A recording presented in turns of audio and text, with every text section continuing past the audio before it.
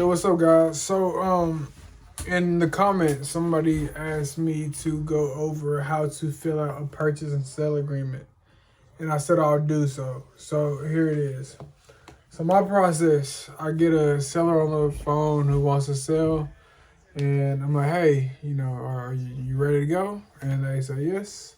And I'm like, okay, well, I'm gonna send you over an agreement. Don't call it a contract, call it agreement. I have about sending this over. I'll walk you through it, and you let me know any questions you have. Get their email, and I send it to them via DocuSign. So when I first started this wholesale journey, I downloaded DocuSign. I took one of Jerry Norton's contracts that he posts on under all of his YouTube videos. So if you need a contract, type in Jerry Norton, just click on the video, and his contract will be in there. I used his contract. I downloaded it and then put it into a Word file. Edited it kind of to fit my liking. Changed a few words, not a few words, but I just kind of changed things around just so it fit what I wanted. And I downloaded that as a PDF.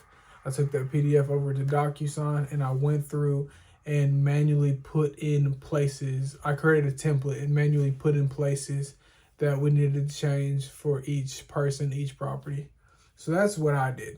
Got DocuSign, filled it out, and I can just send it over to them, and they can, manually, type in or whatever, click some boxes, click on their signature. DocuSign is the best thing. I love it. I love DocuSign. But I also print it out too, and I keep it in a folder, and I take it with me everywhere I go, because who knows, maybe I bump into somebody at the grocery store and they're like, hey, I want to sell my house. I'm like, hey, I got a contract, let's go. So it's just something simple like that. So it always stays with me. So I have a paper form that I'm gonna go over. Just if you've never seen one before, this is your first time, then I'm gonna go page by page. So if this doesn't interest you, then go on to the next one. But purchase and sale agreement, as you guys can see. So it says this purchase and sale agreement is entered into between blah, blah, blah, the buyer. So I would put my business name because I'm the buyer. And then what I did was I just left a text for the seller to put their own name. And it says the seller with an address of, and I put a blank spot in so I can type in their own address. Because like the first property I had, she lived at another address in Texas, even though this house was in Tennessee. I didn't know her address. I just had her put it in there. So I did that. And then it goes 1, 2, 3, blah, blah, blah. So number 1 is the opening, talking about will occur if the agreement is mutually executed and acknowledged by title escrow, blah, blah, blah. I'm not a lawyer, so this is no legal advice. This is just a paper I found on YouTube, read through, and it made sense to me, so I took it. So, take it with a grain of salt if you want. So number 2, it says the property is described as below. That's where I put the address for the property. I typed it in so my buyer doesn't have to. So I put a DocuSign text box right there, manually put in the address before I even send it to them. Then on the next line, it says the purchase price. And it has, I don't know if you guys can see this, it has a place for you to put the number and then for you to write it out. So I put a text box and write it out. Many times I've Googled how do you write this number just to make sure I get the hyphens and everything right. So I write that out in words, and then I put the actual number in there.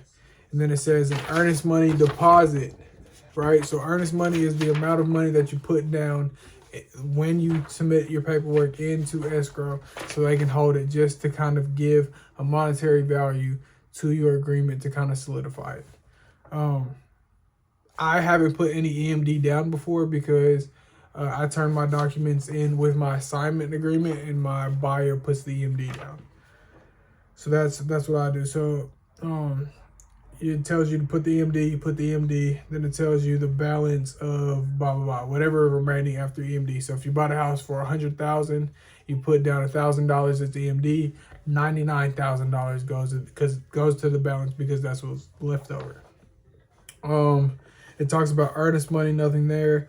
Number 5 is financing. So whether it's cash, subject to seller financing, or traditional financing, I put a bunch of empty check boxes right there, and I'll just check the one that I'm gonna do. So if I'm gonna do cash, I'm gonna hit cash. If I'm gonna do subject to, I'm gonna hit subject to. And it also says taking over seller's existing loan of $, and you put that there. I would use a transaction coordinator for a sub 2. That's what I would do. Also, with this deal I'm doing right now, I'm actually doing it sub 2. And me and the buyer worked out that the title company is going to draft up the sub 2 documents. So that's how we're doing it. We just brought it over to the company. We're like, hey, this is what we want to do. They said, hey, we'll draft up some documents for you. So that's how that works for us in that given situation. So that's the first page. Second page, it talks about the inspection period. And you know how they say, like, hey, put 10 days. If you can't sell your house in 10 days, then you can get out of it. So I put 10 days in that little box because that's what it's asking. It's going for the inspection period. How long? 10 days is what I usually do. Access to property. So I put a bunch of check boxes for vacant or occupied, if it's vacant or occupied. If it's tenant occupied, then I put a check mark there. And this basically just talks about having access to the property. And if it's vacant, how do I access the property? If it's occupied by the seller, how do I access the property? Or if there's tenants, how do I access it? So that's this section. And again, I just put check boxes there. The next one is the escrow agent. So who's dealing with escrow? Who's the company that is dealing with it all? That information goes there. Again, I put text boxes there and I just fill it out. So when I present it to the seller, that information is already filled out for them to see. The close of escrow. What date are you gonna close? And close of escrow, if nobody knows what close of escrow is, I'm not a teacher, so look it up. No, it's just funny. So close of escrow is basically when the whole thing closes and money gets dispersed. That's a short, dirty explanation for money getting dispersed. And this closes, the keys get transferred, everything happens, the documents get signed. That is the day that all goes down. So we put the date that we want to close on the property. Also, I like how Jerry Norton put buyer and seller initials under each page just to make sure, like, hey, you're reading it, so you got an initial. Odds are they probably won't read it all. But on the occasion that they do, great. I hope you do read it all and you love it, because I spent a lot of time drafting this up, downloading it from YouTube and putting my own flavor on it and putting all these lines in it. I took a lot of time doing that. So read it. Escrow and closing fees. So the buyer and the seller will each pay their own. Again, I put check boxes all on this list. It's a list of the buyer and seller will pay. The buyer and seller agree to split evenly. Buyer shall pay all, or seller shall pay all. It really just depends. That's all negotiable. And whatever you guys negotiate, you can check that one. Prorations. Skip that because there's nothing to do there. 13, nothing to do there. 14. I put check boxes there because that's debris, personal belongings. So the property will be delivered with debris or without debris. Check box for that. Appliances, again, they'll be delivered with appliances or without. Check that. I had check boxes for that. And additional personal property. I put a box there, and if I know this one house we were talking about, he really wanted the pool table and a safe to remain in the house for an extra $1,000. And I was like, hey, whoever ends up buying that, why wouldn't you want a safe and a nice pool table for an extra $1,000? So I threw that there in that text box, had the safe and the thing, because that was additional personal property that was being obtained through this agreement. And then marketing, the first sentence is, if permissible by real estate govern I can't read. If permissible by real estate governance in the state of, and I put a text box there, I just put Tennessee. You can put whatever state you're in. Again, number 18, we don't use. We initial the bottom, and we're done with that page. And we're on to this next page. I'm going over it. This is just addendums, equity release, remedies, just basically everything that you can need. I have an addendum for in this contract. Another page of addendums. When you get to addendum 27, it says agency disclosure, and that says, hey, you're knowing that I'm buying your house, but I do not have a real estate license in the state. Or, hey, I'm buying your house and I do have a real estate license in the state. Again, I put check marks just for does or does not. And then in the state of, I put the state of Tennessee, of course, because that's where I'm at. I changed that one time because I sent an agreement out in Georgia, so I changed that to Georgia. So whatever your state you're buying in, make it that state. And then it says miscellaneous. Time is of the essence of this agreement. It expires at 5 p.m. And then I put Central just because it's Central time. Because if I just put Tennessee time, then Tennessee has 2-3 time zones. So I just put Central time right there.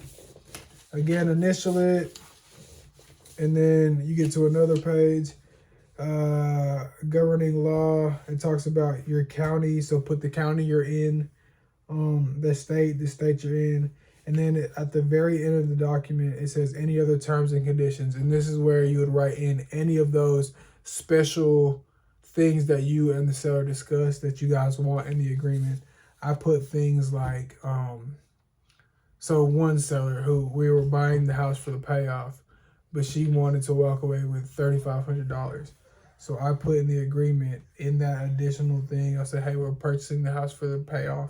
The seller is granted $3,500. I don't know how I worded it. It was something like that. And then we signed, and then the agreement is cleaned up. It's done. It's ready to go. And then I take that agreement and I hold on to it. And then I go find a buyer, right? Find a buyer, me and him do an assignment agreement. Assignment agreement is very simple. I actually reworked mine yesterday just to kind of clean it up a little bit. It's literally just your name, his name as the assigner, assignee, and I kind of mix this up. The assignor is you. Just think of like employer. You're the employer, you're the assigner. The assignee, you're the employee, is the person you're giving it to, you're assigning it to. So that's how those work. I mixed that up a little bit when I first started. So just keep employee, employer in your mind, and you'll always get it right. But it's just that. It's just the price for your assignment, how much you want for an assignment, and then how much their total price to pay at the close of escrow is. That's all it is. It's literally a one-page document of just your name and the number, and that's it. So, like I said, I'm not a teacher, I'm not a guru, but somebody did put in my comments that they wanted to know how to fill out a purchase and sale agreement, and I didn't have too much traction today, so I thought, this evening would be a good time for me to make that video. If you guys have any questions, pop them in the comments. Like I said, I'm not a guru, I'm not a teacher, but I'm willing to share any knowledge I have. I'm on this journey with you guys. I'm not a seasoned vet by any means, but I'm just trying to make it shake, just like you guys. So if you have any questions, put them in the comments, and I'll be sure to answer them. If I went over anything that was wrong, or I said something that was wrong, be sure to let me know. Other than that, I don't got nothing for you guys. I wish you guys, I didn't quit saying, look, just a side note. The word, is for ignorant people. And if that offended you, then good. Use, very, very selectively when you really need to fill some space. Very selectively though. If I'm just, yeah, I need to get this, and this, and this, it's so like, it just doesn't sound intelligent, and it doesn't sound like what you have to say has any weight to it. So get rid of the word everybody, including me. I'm talking to myself as well, because I'm sure you guys heard that I was umming it up just now. That is bad business. So get rid of the word and replace it with some knowledge that you have. I don't know, but the Cut it out. We don't want to hear that. I don't want to hear it when I'm talking to you. I don't want to hear you umming all the time. I don't want to watch a video of somebody who says in between every 3 words. It's just bad business. So throw that word out. I know I kind of went on a rant real quick about the word but it had to be said.